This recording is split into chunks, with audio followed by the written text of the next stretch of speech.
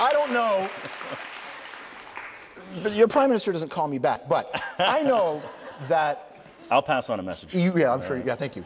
I know that he doesn't need votes out west. He needs votes in Quebec. And you said that while the Montreal Canadiens were still in the playoffs. How'd that work out for you, James? I think contrary to a handful of people in Ottawa, I think Canadians have a more developed and robust sense of humor than others do. I think people recognize that as I'm from Vancouver. Yeah. Canucks are my team. I'm going to say the Canucks are Canada's team as long as they're in the playoffs, and I'm proud to do so. And so now are the Montreal Canadiens Canada's team? Apparently so. Let me ask you. Okay. This is just because, I mean, we have the ability to have this conversation. I need to figure out what's going on with your party and the CBC, and I say this because we're on the CBC. Mm-hmm. There seems to be a lot of drama and some internal memos that are getting out there. I need to know why. And I say this because it seems like the Conservative government at this point has such a bee in their bonnet about this network, and I think that's dangerous in their part because I think it's a red herring and takes away from the fact that this network represents Canada in all the regions in a very responsible way. I just need to know what's going on from your side. Sure. Well,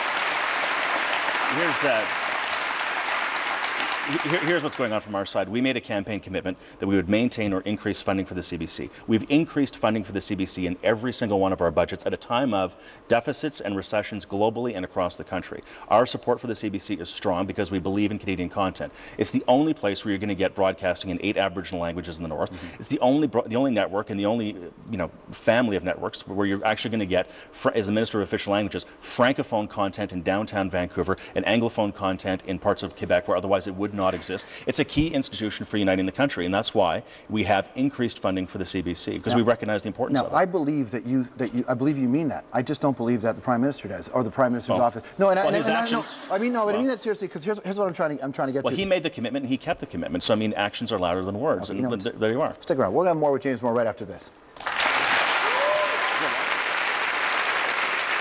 Pretty sweet, boys. Checking out early. Yeah. I love getting out of here early. You know what I feel like? I feel like Steve McQueen in The Great Escape. Except instead of leaving on a jet ski, I'm leaving on an elevator. Yeah. You haven't seen Great Escape, have you? No.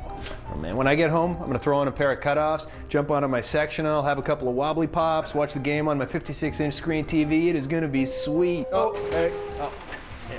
Oh, you know what? Guys, I forgot my keys at my desk. I'm going to have to go back and get them. I'll catch up. All right. I'll see you guys later. Yeah. See you, Scott. Nice night. Okay.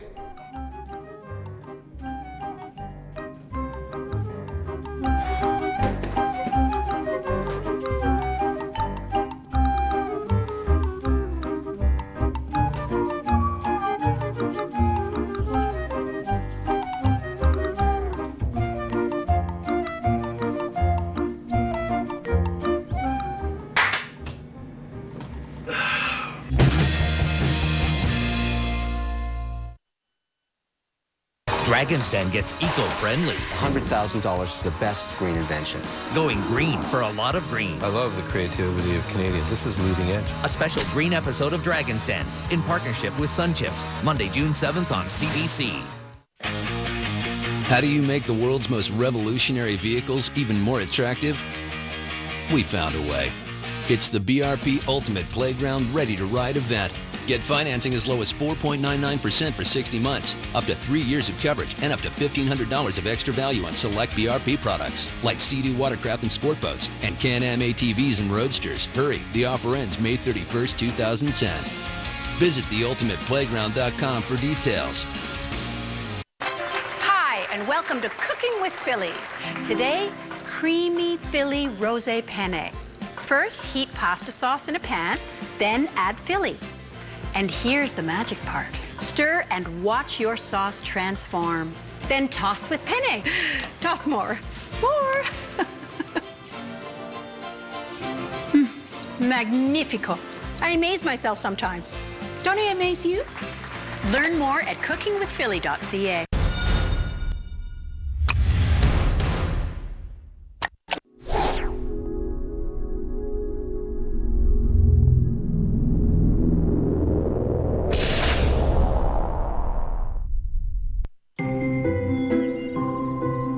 The freshness of a perfect spring day is captured in your clothes.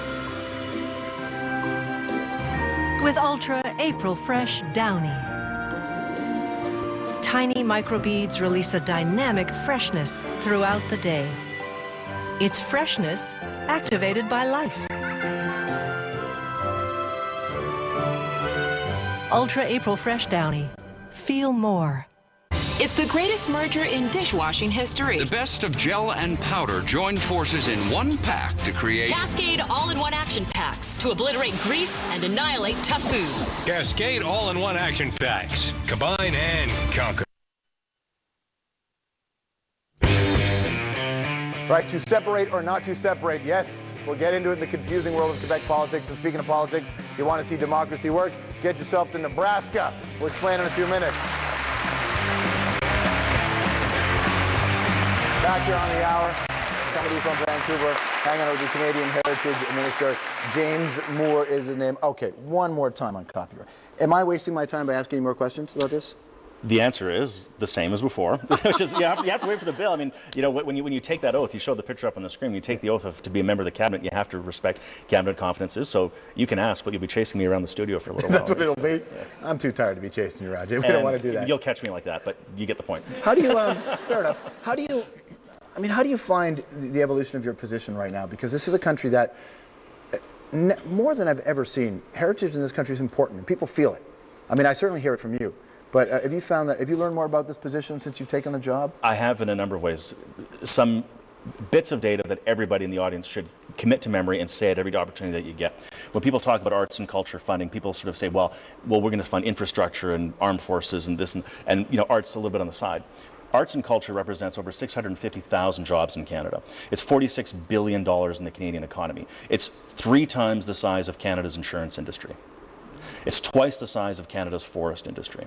So anybody who has a plan for economic recovery that doesn't include a robust plan for supporting arts, culture, and creativity doesn't have a plan for economic recovery. And